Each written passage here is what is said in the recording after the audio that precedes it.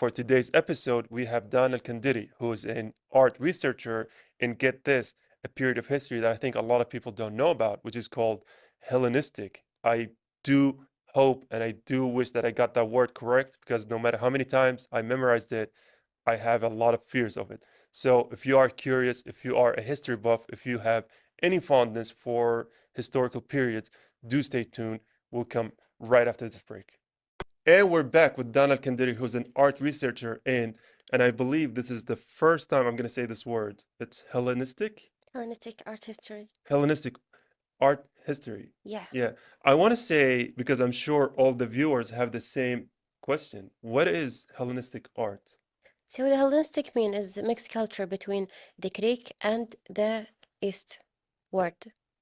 Yeah, and I believe so for someone like me who has very little understanding of history, is Hellenistic, is it like, is the word from Helen of Troy, or is that doesn't have any resemblance? Because my mind immediately goes to that era. No, it's not the Hellen. It is the name of the emerge between the two cultures. Oh, okay. Yeah. Yeah. So it's called the Hellenistic. Okay. And after that, after the Hellenistic, it became the Roman, which was the leader Augustus appeared, Yeah. and it vanished the the Hellenistic Empire. Okay. So it's obvious that you have, deep fond of history. Yeah. So I want to go to the roots of that fondness, right? Let's talk to you, Dana, personally. Yes. How were you, growing up, and how did you find your love for the history itself? I think the Greek history is so beautiful, and I was so surprised that we have it in Kuwait, we have it in Failaka, we have it in Failaka Island, Akaz Island, Yeah. and Namel Island, which is so amazing that this civilization was here in Kuwait. Yeah. So they didn't left it like that. They left in pottery, they left statues, a building. So this is so amazing. Yeah, honestly, you say it's amazing, and I know one of my friends who is one of the supervisors who work on Failica projects, and the amount of stuff they discover on a weekly basis is astonishing. He says that they keep discovering, like even to the smallest of stuff, like spoons from that era. We have so many deep hidden historical treasures there. Sure. Yeah. And so I want to go to the first project, or let's say the first period of history that you read, and you were like, okay, I want to pursue this. I want to take this as a career opportunity. How was that?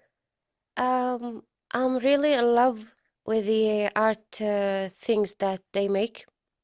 So when you see the KD, Yeah. the KD, it's drawn like You mean the currency? KD? paper KD. Oh, okay, okay. Yeah. So they paint the column of the Hellenistic column, which is in Failaka. Yeah. This is one of the sample, and the flora flower, Okay. which is the flower of the nature, and spring flower. So all these things together make you want to understand why do they come here and why do they leave these things. Yeah. So this thing make me research more and more to understand why do they live here and what So they left. so you were driven by curiosity. Yeah. And then at what point did you decide that it's going to be Hellenistic period of history instead of, general or broad, idealization of history? Yeah, well, what is amazing that in Kuwait we just don't we have a lot of era, not just Hellenistic. We have Stone Age in Kuwait, we have a Bronze Age in Kuwait, we have Dilmun civilization. Dillman. Dilmun, yeah, Okay. we have Dilmun seal, a lot of Dilmun seal. We have more than 700 Dilmun seal found in Failaka in Kuwait, and we have the Hellenistic civilization. Uh, and other things we have in Christianity Yeah. period, we have Islamic period. So all these things we should learn about it, we should talk about it, we should give the generation Yeah. information about it. I think it's so important that we discuss this with the other people and let them know what do we have. Yeah. And I think you're right on the money there, right? Because I think in this day and age, we're kind of losing the identity that Kuwait was a very significant, historical piece of land, right? We have many battles that occurred in Kuwait. We have many, civilizations Hmm. that had roots in Kuwait and everything. And that is being lost a long time. So it's really amazing that someone like you is pursuing that. Yes. Yeah. And I wish that even in the school they teach the children about it because this is so amazing. I feel like we need to put this in our books, not just in the university, Yeah. even though in the schools. So important to let everybody know about it. Yeah, and I think it's really important because, as I said, Kuwait has a very historical importance. And for a lot of younger generation, like I know from my deep personal anecdotes that a lot of my younger cousins, they have no idea about any of those things. Sure. And that is, it's not their fault or it's not the institutional fault, but I believe it's the social media type of age, right? There's a lot of information and it's hard to grab onto something as important as this one. Yeah, well, actually, we make interview. We go to Mbarkia and we ask the people about what do you know about the archaeologist site in Kuwait? So only big people knows about the Alexander, Yeah. know about Dilmun, but the young age they're not interesting. Or nobody teach them about it, which is so sad. Yeah. And speaking of our deep historical culture, specifically related to Kuwait, what is a historical kind of, I would say, event or story that related to Kuwait you're passionate about, that you want more people to know about? Well, actually, people thought that our s- uh, our history began 300 years ago, which is the tradition time, Yeah. uh, heritage time. But this is not untrue. I want to say that we have the oldest fossil in the world, which is 16 million years ago, and it is like an bones of Astigo elephant. Okay. It is a rare elephant. This is found in Subia area. MashaAllah. Yeah, and this is 16 million years ago. This is the oldest fossil that found, which is so amazing. We have the old boat figurine, and it is 800 year BC. Okay. This is a long time ago. Yeah. It uh, it it is found in Subia too. It's called people in Subia. They called Ubaid, which is Okay. the pottery age. Oh, okay. So pottery age was very big in Yeah. Subia, and they live there. They have houses. They have potteries. We found shelves, accessories. Oh, MashaAllah. So it's strange. It is 8,000 years BC. Yeah.